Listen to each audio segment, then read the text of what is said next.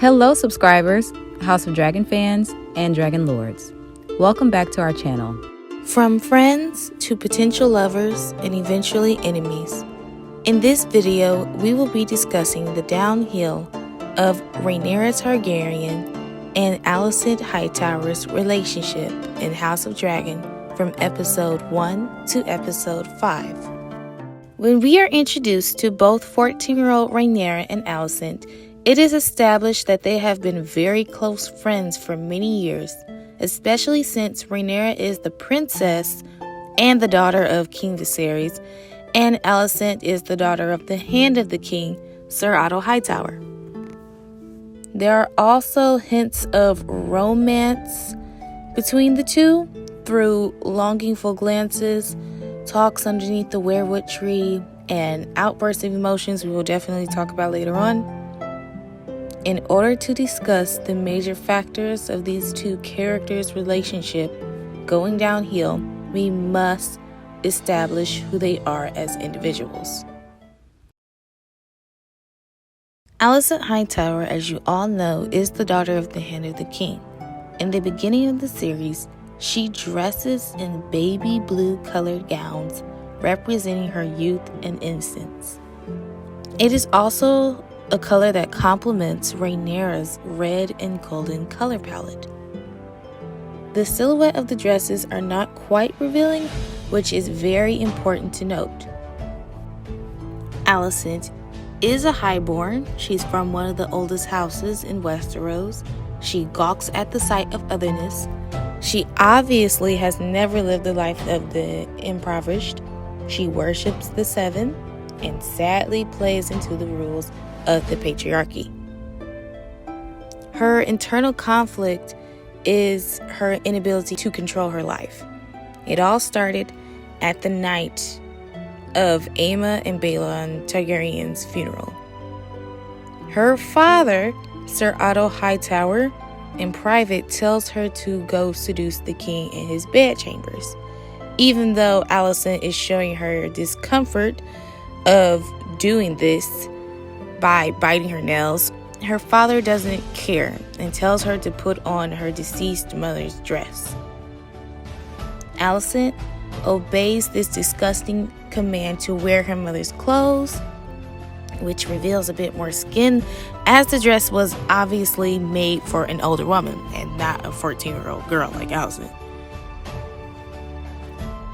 Alicent wearing green in episodes 1 and 2 symbolizes her father's greed for power, the power he wishes he had. Think of House Hightower as being anti-Tyrell. And if you want to go any deeper, think of Alicent as the anti-Marjorie Tyrell.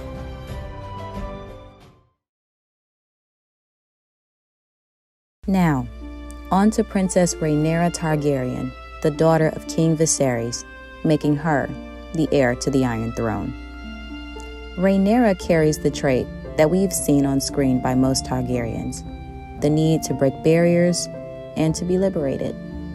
When we're first introduced to Rhaenyra, we see her returning from riding her dragon Syrax, something that she loves to do, which was hinted by her mother and father commenting on her smelling like dragonback, as if she does this often. It should be noted that this is one of the few times we see Rhaenyra wearing the Targaryen colors, her black riding outfit, and a pair of small ruby red earrings, something we'll get into later. Rhaenyra is a laid-back teenager who just wants to ride her dragon with her best friend and eat cake.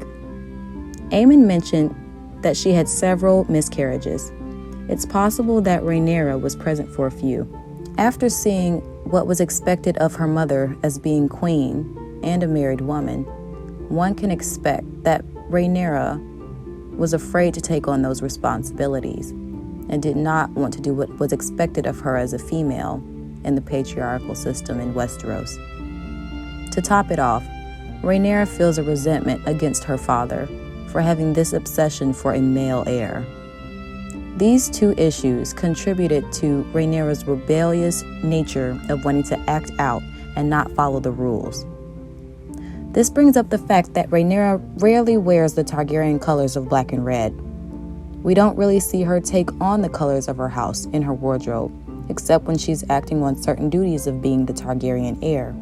For example, her coronation outfit, her funeral outfit, her dragon riding outfit, and her gray and red outfit after finding the white stag that mystically confirms her being the heir. Rhaenyra wearing one color or the other represents her not taking her role as heir seriously or in full force. Although it is tempting to blame Alicent for the downfall between her relationship with Rhaenyra, we cannot deny that both of their fathers, Viserys and Otto, had a heavy impact on tearing them apart. For starters, Alicent would have never been influenced to seduce the king if her father, Otto, had not instructed her to do so. He knew that weak-ass Viserys would have been clinging onto anyone after Aemma's death. Otto tried to do what Tywin Lannister did with Cersei. Step 1, become hand of the king. Step 2, have said daughter marry said king. Step 3, now that daughter is king, she can potentially birth the next male heir, which would make said male heir come from my line and said king's line, if you get what I'm saying. In this case, it would be the heir would be half Hightower and half Targaryen.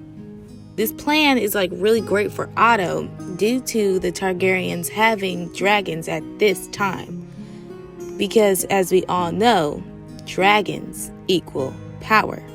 It should also be noted that Viserys could have literally chosen anyone in the realm.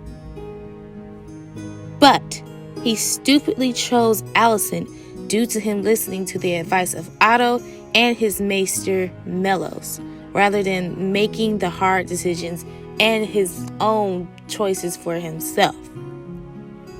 It is good to listen to your small counsel and to take advice from those around you, but to have every decision made for you makes you a weak ruler, a weak king. Viserys listened to Mellos when it came to either saving Aemma or saving Balon, but both of them ended up dying. He listened to Otto when Otto told him that Daemon would make a terrible heir and he would just end up being another Maegor the Cruel. He allowed Otto to basically command him. He allows Otto to speak over him in certain situations, as if the roles are reversed. I could go onto further details to prove my point, but y'all get the picture. Viserys is weak.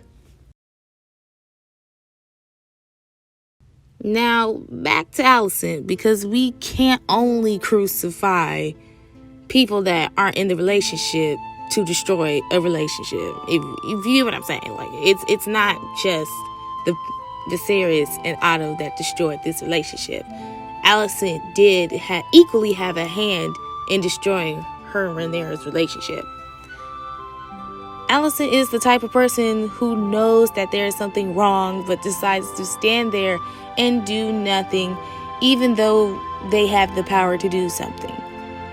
For everyone who believes Alicent had no choice in marrying Viserys, I agree with you. She had no choice. What could this teenage girl do in a world like Westeros? But she definitely could have told Rhaenyra what was going on. Why would Alicent place her loyalty to her father, who views her as an extension for his power, and a king who only wants to use her as his breeding mare? Alicent knows this. You see it when she's biting her nails that she's uncomfortable, she doesn't want to do this. Why not be loyal to your quote-unquote best friend, your close companion, someone that can relate to you? It's because Alicent does not know of any other way of life than the one that causes her to be subservient. She's brainwashed into believing that you should listen to your father, save your virtue for your husband, living only in the pleasures of men, and having babies nonstop. Alicent clearly isn't happy, nor satisfied with the life she currently has as queen. Even though she has the authority to say no, she believes it's her duty to serve. So, when she sees Rhaenyra basking in her own sexual liberation, it makes her jealous.